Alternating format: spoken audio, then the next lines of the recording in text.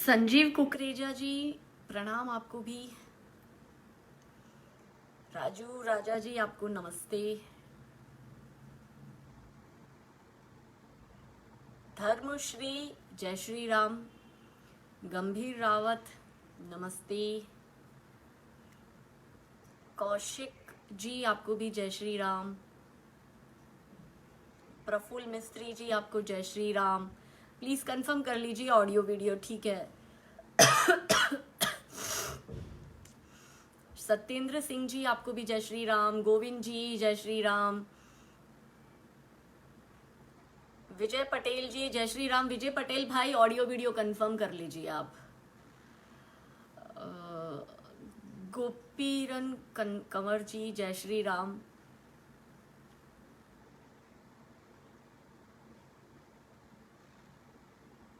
राज भाई नमस्ते। आशीष कौल जी, आपको भी राम राम।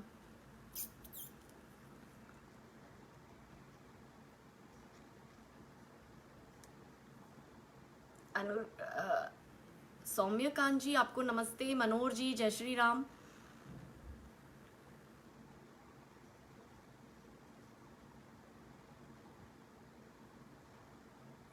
राम राम मेरे भाई आशीष कौल जी।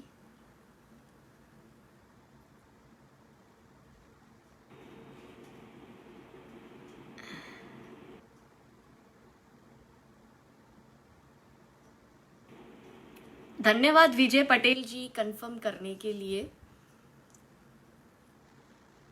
जय श्री राम। 9 बजे का वक्त दिया था और मुझे लगता है कि 9 बज चुके हैं, तो हम आज का सेशन स्टार्ट करते हैं। देखिए, 2014 के बाद क्या हुआ कि जो ये पूरी चांडाल चौगड़ी है ना, चांडाल चौगड़ी में जैसे बॉलीवुड, लेफ्ट मीडिया, कम्युनिस्ट और ये विपक्ष, तो ये जो चांडाल चौगड़ी है वो ये इनके इन प्रकारेण भारत की छवि जो है वो इंटरनेशनल लेवल पे खराब करती आई है। कोई नया नहीं है इसमें। और इनको सपोर्ट मिलता है वॉशिंगटन पोस्ट, न्यूयॉर्क टाइम्स, अल जजीरा, ऐसी इंटरनेशनल जो मैगजीन्स है या न्यूज़पेपर है उसमें। और भारत में तो ऐसी print media, main stream media, digital media जो है वो तो इनको संरक्षण देती ही है। ये इन दोगलों की आज आपको दोगला ही बताने आई हूँ। हुआ क्या कि फिर इन्होंने इंतजार किया कि 2019 में हम वापस आएंगे। अब 2019 में नरेंद्र भाई फिर से आ गए। भारत तरक्की कर रहा है। पहले भारत जो है डिफेंस के जो भी शस्त्र होते थे वो इंपोर्ट करता था। अब जो है भारत मिसाइल तक एक्सपोर्ट करता है। भारत ने अपने आप को पूरा सुरक्षित कर रहा है। भारत ने राफेल लिए, भारत ने हाईटेक वेपन्स लिए, है ना। भारत ने नरेंद्र भाई मोदी जी के नेतृत्व में आर्मी को फ्री हैंड दिया जो पाकिस्तान में घुस के इनके भाइयों को ठोकती है। और 370 हटी, राम मंदिर बन रहा है ना, सीए आया। तो और जो ये सारे जो दलाल थे, तो मैं नहीं बोलती हूँ कि दल्ले मुल्ले और कांग्रेसी ठुल्ले, इनको बड़ी दिक्कत है भाजपा से, भाजपा सरकार से और खास करके मोदी जी से। तो ये क्या है कि षड्यंत्र रचते हैं। इन दलालों की दलाली जो है वो खत्म हो गई। तो अब इनका चलेगा कैसे? करोड़ों के घोटाले करते थे वो सब बंद हो गए। तो अब ये षड्यंत्र रचते हैं। और षड्यंत्र में पार्ट कौन होता है? ये बॉलीवुड वाले, ये लेफ्ट मीडिया, हमारे विपक्षी नेता जिसमें राहुल गांधी सबसे आगे रहते हैं, जो विदेशों में जाके कहते हैं भारत असुरक्षित है, भारत की तुलना जो है आईसिस से कर देते हैं। और इनके ही कदम पर चल रहे हैं ये जो छुटपुटिए 2 टके के जो अपने आप को कॉमेडियन कहते हैं, स्टैंड अप कॉमेडियन कहते हैं, वीर दास है, मुनावर फारूकी है, जिनका काम ये है कि हिंदुत्व को बदनाम करे, हिंदू ताकतों को बदनाम करे। और क्योंकि नरेंद्र भाई मोदी जी के नेतृत्व में अब भारत है, तो भारत की बदनामी करे ताकि नरेंद्र भाई की यानी कि जो सरकार है उसकी बदनामी हो। तो उसके लिए ये षड्यंत्र रचते हैं। और उसमें जो राणा आयूब और रवीश जैसे जो दलाल पत्रकार होते हैं वो अपने कॉलम्स लिखते हैं वॉशिंगटन पोस्ट में या एनडीटीवी जैसे में आके। और फिर वो कोई राठी करके है तो वो इन लोगों को और इंटरनेशनली बाहर बैठ के थोड़ा वो करता रहता है। तो नेवरदलेस ये क्या होता है ना कि पुराने जमाने में जैसे हवन कुंड में यज्ञ होता था तो राक्षसी ताकतें जो होती थी वो एक होके उस यज्ञ को खराब करने की कोशिश करती थी, क्योंकि उनको पता होता था कि यज्ञ अगर सफल हुआ तो इनकी शक्तियां जो है वो और बढ़ेगी, साधु संतों की, महात्मा की, आचार्य की। तो वो उसको रोकने की कोशिश करते थे या खराब करने की कोशिश करते थे। वही ये हो रहा है कि भारत का विकास इनसे देखा नहीं जा रहा है। भारत इतना आगे बढ़ रहा है कि आप अभी जो यूपी में जो नया एक्सप्रेस बना है, एक्सप्रेस वे बना है, तो वो इनसे देखा नहीं जा रहा। राम यात्रा के लिए जो अयोध्या के लिए जो ट्रेन जो सीधी जाती है श्रद्धालुओं की, वो इनसे देखी नहीं जाती। इतने हाईटेक टेक्नोलॉजी के जो कलापति भोपाल में जो रेलवे स्टेशन का उद्घाटन किया नरेंद्र भाई मोदी जी ने, तो इनसे ये सब देखा नहीं जाता। अचानक से नाम बदले जाते हैं, अयोध्या हो जाता है ना। तो ये सब चीजों से दिक्कत होती है। तो स्टैंड अप कॉमेडियन जो है वो बाहर जाके ऐसा दिखाने की कोशिश करते हैं, भारत को रेपिस्तान कहेंगे, लेकिन जब अफगानिस्तान से भारतीयों को निकाला जाता है पहने कपड़े, तब इनके मुंह से चू नहीं निकलेगा। जब पाकिस्तान में धर्मांतरण होते हैं हिंदुओं के, तब इनके मुंह से चू नहीं निकलेगा। जब पाकिस्तान में भारतीयों के, हिंदुओं के मंदिर तोड़े जाते हैं, तब इनके मुंह से चूचा नहीं निकलती है। जब कश्मीर से कश्मीरी हिंदुओं को निकाला गया, तब चूचा नहीं निकली। लेकिन ये अपने रोहिंग्याओं के लिए और बांग्लादेशियों के लिए, अपनी ही औरतों को, जिनको ये पूरे दिन कवर करके रखेंगे बुरखे में, उनको शाहीन बाग में भेज देंगे 500-500 रुपए के लिए, बिरयानी बांट देते हैं। किसान आंदोलन के नाम पे खलिस्तानी घुस गए हैं जो अपना एक अलग एजेंडा चलाते हैं। तो ये जो सारी चांडाल चौगड़ी इन होल एक हो गई है, और उसमें वीरदास जैसे लोग, मुनावर फारूकी जैसे लोग जो है वो इनके चेयर्स लीडर है, जिनको जितना पैसा फेंकते हैं उस हिसाब से वो नाचते हैं और इन लोगों का मनोरंजन करते हैं। अब ये कहते हैं कि हम एक ऐसे भारत से आते हैं जहां दिन में तो पूजा जाता है स्त्री को और रात में जो है उसका गैंगरेप होता है। तो वीरदास जैसे और इनकी मानसिकता जैसे लोगों से, जिहादी लोगों से मैं ये कहूंगी कि भाई हमारे में तो पूजा जाता है, तुम्हारे में तो दिन में भाईजान भाईजान करके आते हो और रात में फिर हलाला के नाम पे पूरी पूरी रात महिलाओं का शोषण करते हो, और फिर ये भी कहते हो कि देवर से हलाला करवा दे या ससुर से हलाला करवा दे, घर की बात जो है वो घर में रहेगी। तो हम एक ऐसे भारत देश से आते हैं, या हम एक ऐसे हिंदुस्तान से आते हैं जो हिंदुओं का स्थान है, जो हिंदू राष्ट्र है। हम एक ऐसे स्थान से आते हैं जहां हम हिंदुओं को ही सेकेंड क्लास सिटीजन गिना जाता है। हम एक ऐसे हिंदुस्तान से आते हैं जहां पे जो धर्म के आधार पर बंटवारा होता है, लेकिन मुसलमान फिर भी यहाँ पे रहते हैं और कहते हैं कि हिंदुस्तान किसी के बाप का थोड़ी है। हम एक ऐसे हिंदुस्तान से आते हैं कि जहां पूर्व प्रधानमंत्री मनमोहन सिंह जी ये कहते थे कि भारत के संसाधनों पर पहला हक मुसलमानों का होगा। हम एक ऐसे हिंदुस्तान से आते हैं कि जहां पे मंदिरों में तो टैक्स लिया जाता है, मगर मस्जिदों में और चर्च से कोई टैक्स वसूला नहीं जाता। हम एक ऐसे हिंदुस्तान से आते हैं जहां हम हिंदुओं के पैसों से इनके मदरसों में और इनके ईसाई मिशनरियों के जो एजेंडा है उसको पूरा करने के लिए पैसा दिया जाता है। हम एक ऐसे हिंदुस्तान से आते हैं कि जहां पे हमें हमारे राम जी के अस्तित्व के होने का प्रमाण देना पड़ता है, और अयोध्या में राम जी का मंदिर बनाने के लिए हमें 500 वर्षों तक लड़ना पड़ता है। हम एक ऐसे हिंदुस्तान से आते हैं जहां हमें दिन रात ये लोग गालियां देते हैं, हमें इंटॉलरेंट कहते हैं, हमें ये लोग इस्लामोफोबिक कहते हैं, हमें संगीत चड्डी कहते हैं, हमें हिंदुत्व बिगट कहते हैं, हमें मिसोजिनिस्ट कहते हैं, और दिन से रात हमें गालियां देके ये सुरक्षित भी रहते हैं। और हम ऐसे हिंदुस्तान से आते हैं कि जहां पे चार्ली हेब्डो दोहराया भी नहीं जाता है। हम एक ऐसे हिंदुस्तान से आते हैं कि जहां पे ये हिंदू बच्चियों को बरगलाकर लव जिहाद में भगा के ले जाते हैं और भाईचारे की दुहाई भी देते हैं, और हिंदू अगर चुप रहता है तो वो तो भाईचारा निभाता है, और अगर हिंदू आवाज करता है तो सडनली कौमी एकता खतरे में आती है।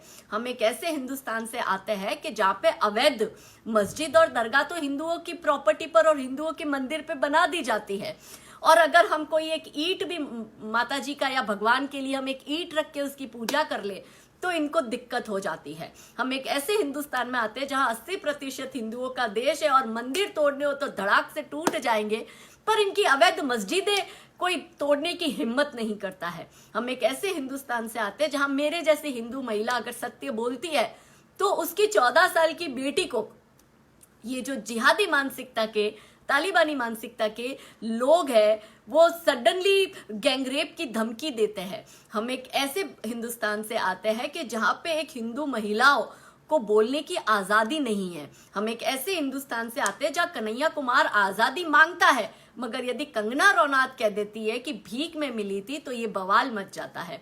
हम एक ऐसे हिंदुस्तान से आते हैं जहां मुन्नावर फारूकी सीता माँ को बिच बोलता है और वही कमलेश तिवारी अगर कुछ कह दे इनके मजहब के बारे में तो दिन दहाड़े उसके घर में घुस के उसका गला रेत दिया जाता है। हम एक ऐसे हिंदुस्तान से आते हैं जहां पे सालों से जिस सलमान खुर्शीद के परिवार ने शासन किया वो हिंदुत्व की तुलना बोको हरम और आईसिस से करता है और फिर भी वो अभी तक जिंदा है, यानी कि हिंदुओं की सहिष्णुता इसमें ही है। मगर कमलेश तिवारी के मैटर में उसको मार दिया जाता है। हम एक ऐसे हिंदुस्तान से आते हैं कि जहां काजल हिंदुस्तानी जैसे लोग यदि इनकी पोल खोलते हैं तो ये उसके पति के मॉब लिंच की धमकी देते हैं, उसके बच्चों को जान से मारने की धमकी देते हैं, उसकी 14 वर्ष की बेटी को गैंगरेप करने की धमकी देते हैं। हम एक ऐसे हिंदुस्तान से आते हैं कि जहां अगर हिंदू सत्य बोलता है तो वो हेट मॉन्गर बन जाता है और ये झूठ का पुलिंदा बनाकर बेचते हैं, मगर फिर भी ये लोग इंटेलेक्चुअल कहलाते हैं। हम एक ऐसे हिंदुस्तान से आते हैं जहां पे ये फिल्मों के माध्यम से हमेशा हिंदू की बेटी को मुस्लिम लड़के के प्यार में दिखाते हैं और हिंदू परिवार को एक्सट्रीमिस्ट दिखाते हैं।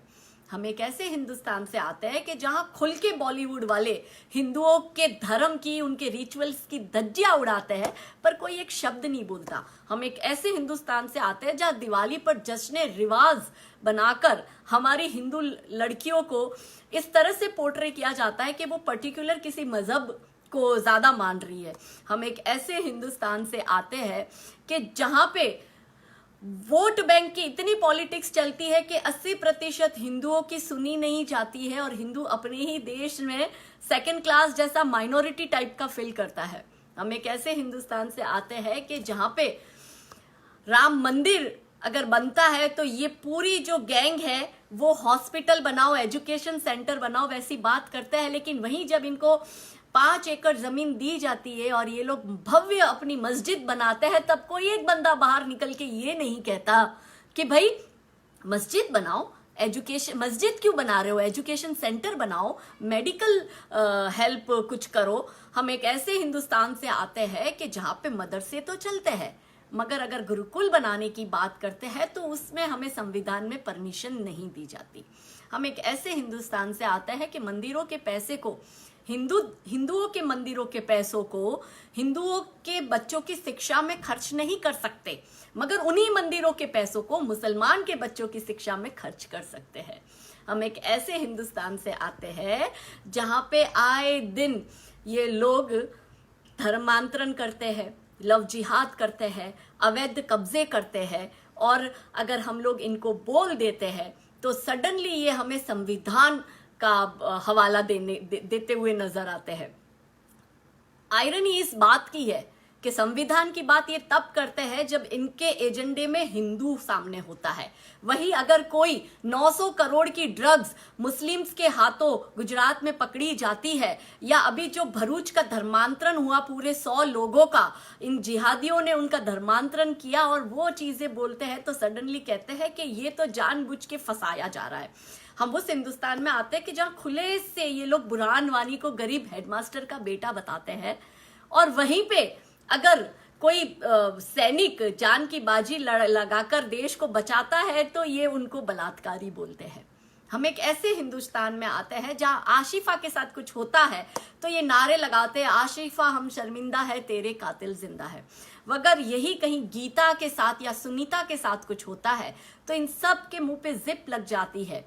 हम ऐसे हिंदुस्तान से आते हैं कि जहां भारत तेरे टुकड़े होंगे इंशाअल्लाह इंशाअल्लाह सेक्युलर है और जय श्री राम वो कम्युनल है। हम एक ऐसे हिंदुस्तान से आते हैं कि जहां मुगल आक्रांता इस देश के देशवासी बन जाते हैं और हम हिंदू काफिर बन जाते हैं। हम एक ऐसे हिंदुस्तान से आते हैं कि जहां कश्यप ऋषि की भूमि कश्मीर सडनली कश्मीरियों का हो जाता है और कश्मीरी हिंदुओं को अपने ही देश में शरणार्थी बना दिया जाता है। हम एक ऐसे हिंदुस्तान से आते हैं जहां काला पानी की सजा काटने वाले वीर सावरकर को क्रिमिनल बताया जाता है और क्रिमिनल को आधी रात को आतंकवादियों के लिए कोर्ट खुलाई जाती है। हम एक ऐसे हिंदुस्तान से आते हैं कि जहां राष्ट्रीय स्वयंसेवक संघ हर एक देश में मुसीबत आती है तब सबसे आगे खड़े रहकर सेवा करने जाते हैं उनके प्रचारक, उनके कार्यकर्ता। लेकिन ये जिहादी जब जिहाद करते हैं तो ये लोग इस तरह से इसको पोर्ट्रे करते हैं कि ये तो इनको फंसाने की साजिश हो रही है और राष्ट्रीय स्वयंसेवक संघ को हवाला देते हुए, ये उनका हवाला देते हुए उसको टेररिस्ट ऑर्गेनाइजेशन बोलते हैं। और टेररिस्ट ऑर्गेनाइजेशन से ताल्लुकात रखने वाली सिमी या पीएफआई या एसडीपीआई जब संघ के कार्यकर्ताओं का दिन दहाड़े मर्डर कर देते हैं तो ये सब चुप हो जाते हैं। विडंबना है इस हिंदुस्तान की, विडंबना है हम हिंदुओं की कि हम हिंदू अपने ही देश में मुझे लगता है शरणार्थी बन के जी रहे हैं। इनके टुकड़ों पे शायद हम पल रहे हैं। अब भी तुम्हारा खून नहीं खौला तो तुम्हारा खून एक्चुअली पानी है और तुम्हें अगर फिर भी अपने इस तथाकथित भाईचारे की इतनी पड़ी है तो मेरा सिर्फ इतने जो मैंने अपने पक्ष आपके समक्ष रखे हैं, जरा अपने भाइयों के सामने ये वीडियो शेयर कर कर उनसे उनकी राय जानिएगा। आपका जो भाईचारे का भूत है यूं ही निकल जाएगा। तो ये इनकी सच्चाई है और ये सच्चाई सब जानते हैं। आप एक पल के लिए सोचिए कि जब भारत का ऐसा स्टैंड अप कॉमेडियन अमेरिका में जाके जब इस तरह की भारत के लिए बात करता है तो कोई अमेरिकन बच्चा क्या सोचेगा। फॉर एग्जाम्पल कि हमारे भारत में बहुत से विदेशी जो है आयुर्वेद की शिक्षा लेने आते हैं। अगर कोई स्टूडेंट इस तरह से उसके समक्ष चीजें रखते हैं कि जैसे वो भारत में और इस तरह से उनके समक्ष ऐसी चीजें रखते हैं तो क्या वो अपने आप को किस तरह से फील करेगा। अगर एक मिनट के लिए मान लो कि हम ऑस्ट्रेलिया, हमारे देश में कोई ऑस्ट्रेलिया का क्रिकेटर आता है और ऑस्ट्रेलिया का क्रिकेटर आके इस तरह से एक जाहिर में इस तरह से अपनी कॉमेडी के नाम पर इस तरह से बात करता है कि हमारे देश में तो बलात्कार होते, तो क्या हमारे देश का 16-17 साल का बच्चा जो फर्दर एजुकेशन के लिए ऑस्ट्रेलिया जाने का सोच रहा है क्या वो जाएगा। तो ये किस तरह से सॉफ्ट पावर काम करता है वो आपको समझना होगा। किस तरह से ये चांडाल चौगड़ी अपनी इंटरनेशनल फैन फॉलोइंग के माध्यम से देश को बर्बाद करने में लगे हुए। और अमेरिका ही क्यों, आप बताओ। क्योंकि डिसमेंटलिंग ऑफ ग्लोबल हिंदुत्व का जो एजेंडा था वो अमेरिका की 40 यूनिवर्सिटी ने मिलकर बनाया था। उन्हीं यूनिवर्सिटीज में जो है वामपंथी प्रोफेसर जो है भारतीय काम करते हैं। जेएनयू जैसी और जामिया इस्लामिया या डीयू या टिस जैसी यूनिवर्सिटी में हम हिंदुओं के पैसों पे पल के पढ़ के बाहर विदेश में जाते हैं और वहाँ पे हमें ही बदनाम करते हैं। तो आप अब समझिए कि षड्यंत्र बहुत बड़ा है और जिस तरह से ये जिस भाषा में समझे उस भाषा में इनको समझाना पड़ेगा। क्योंकि अगर कोई एक गाल पे थप्पड़ मारता है तो दूसरा गाल आगे नहीं करते हैं, उसको तब तक मारते हैं जब तक कि वो ये कहता नहीं कि मैं भविष्य में ऐसी गलती दोबारा नहीं करूंगा। हम वो भारत में रहते हैं जहां हमारे हर एक देवी देवता के हाथ में शस्त्र है, मगर हमें देखो कितना कमजोर बना दिया गया अहिंसा परमो धर्म के नाम से। लेकिन दूसरी लाइन बताई नहीं कि धर्म हिंसा तदेवश्च। बात में यही करने आई थी। हम जैसे लोग जो सच बोलते हैं वो हेट मॉन्गर्स हो जाते हैं और जो गलत हेडलाइंस बनाते हैं न्यूज चैनल पे या अपने अखबारों में वो इंटेलेक्चुअल कहलाते हैं। तो मैं ऐसे भारत में रहती हूँ, लेकिन मैं ये वचन देती हूँ कि ये भारत की तस्वीर जो है हम हिंदू बदल के रहेंगे। जो 70-75 साल से जो पुराना पाप तुम्हारा चल रहा है उस पाप को अब चलने नहीं देंगे।